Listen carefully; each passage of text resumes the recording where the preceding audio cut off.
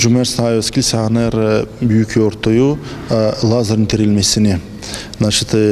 Hristos hani geliyor yeryüzüne insanı dine üretme, hani getirtme Allah'a, kim için o ziyet çekiyor da kendi stavroza gerilir. O bu yapar, bu büyük bir iş. Rus dilinde çuda angısı var. Hani bizden büyük örnek diyor. Hani Hristos üretiyor, hani insan dirilecek. Bizim ölümümüzden sonra bir insan dirilecek. Hani Allah'a dava kesecek.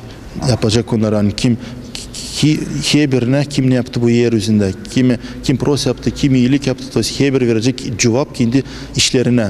Onun için de bu büyük bize bu Evangelinin historiası gösterir bize, hani bir insan lazım, ne bu yeryüzünde yapar, ne yaşar, ona birine cevap verecek, nice onu yaşaması. Hristos bundan gösterir, hani bir insan dirilecek. Lazar o vardı, İsus Hristos'un sinsilesi, dvorodный brat o vardı, onun kardeşi. Da ona söylüyorlar, učenikler haberler onlar, hani senin kardeşin o hasta, onunla dolaşma. No, конечно, Hristos bilirdi ne olacak, niye bu işler önce Allah kendi bilirdi. Onun için de o pek tez gelmer ona diyene, hızlanmer gelmer, hani yapma, dolaşma onu diyene. Sonra ona haberlerler, hani o geçildi, öbür yaşamaya. Açan Hristos'a bunu söylediler, o gözlerinden yaş çıktı.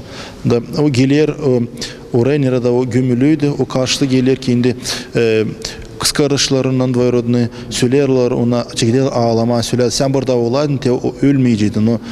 Конечно, onlar Hristos onları uslandırır, söyler onlara, hani inan bana da hepsi ıslah olacak.